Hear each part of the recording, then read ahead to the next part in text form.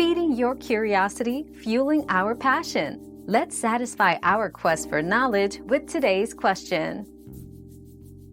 To deposit money into an ATM without a card, utilize your bank's mobile app to access cardless cash features. Most leading banks offer cardless deposit options within their apps. Here's how. 1. Open your mobile banking app and find the cardless deposit option. 2. Select the account into which you wish to deposit money. 3. Follow the ATM instructions for a cardless transaction, which usually involves scanning a QR code or using a one-time access code. Then 4. Insert the cash as directed. Always ensure the ATM supports cardless deposits before proceeding. Your daily dose of discovery ends here, but the journey of learning never stops. Subscribe and join us again for more answers tomorrow.